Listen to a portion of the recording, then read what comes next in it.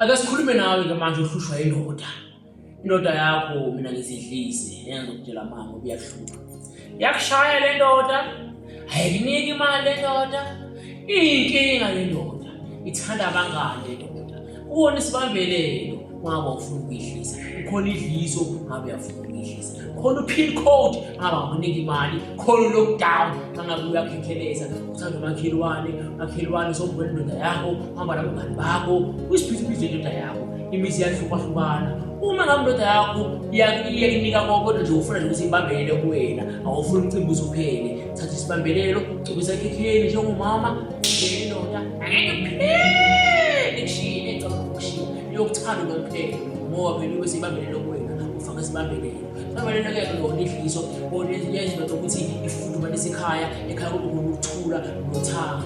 Ukukhumbule phela ukuthi umuntu wesilisa uma ngabe sakabheke ngaphandle uyakhohlwa ukufudumeza ikhaya lakhe. Umuntu wesilisa unengqondo engafani nomuntu wesifazane. Owesifazane angandlala 7 kodwa emakhaya we7 afudumala. Lo wesilisa akwazi umathathaska, ufuna ukubhekana nento eyodwa. Ngakho-ke nina abantu besifazane niyenza iphutha, wayeka amadoda wenu okumnandi ekhaya. Ukuthi mase kushubile uyabuya uzofuna ikhafulo, uzofuna ichitho, ndoda yakho bayithathile, uzofuna iphephetho inyakanyaka. Kanti-ke umuzi wakho ufuna ukuthi mabe kusesemnandi, mabe kusashisa, ungazi ukulinda ukuthi kumoshakale.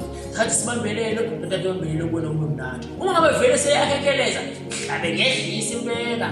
Ukuthoba kancane. Uma ngabe vele isibheka abanye and futhi indoda yakho le ifuna ukhipha imali, ishiya ngopin code amakhadi ahlale kuwena. Uma ngabe vele ayinakile ingane, kenze ukuthi ube nengane ekhaya, ingane ngaphandle, ezala ekhaya ezinakile, inekeza ngaphandle, ishiya ngo-lockdown. Ivele-ke manje into yenzelwe wena, ibe ngathi yakwazi ukuqabela. Umuntu wesifazane ikhaya lakho lizofa ngabe lonakile. Bazoyithatha ukwanisa bona kade upendulo, bazoyithatha indoda yakho. Ishaye iqala banga ishaye uzobe ukuthula phakathi ukhala lakho njengoba umuntu omama wena phela ngwenza ngala ukuthi ukuthula ngaphandle kwakho lakho lizobanda wena njengoba wesifazane olokuzisa isibeletho wena ukwazi ukufudumeza ikhaya lakho idliso isibambelelo upin code lockdown uyayikhethela ukuthi indoda yakho ubona ukuthi yenza kanjani izinto. Yaqala seyihlika izokimizeko nokuthula nokimizeko nokuthando. Ayikho nesixazululo ngoba lenkinga lobhekana nayo manje nesixazululo sakho.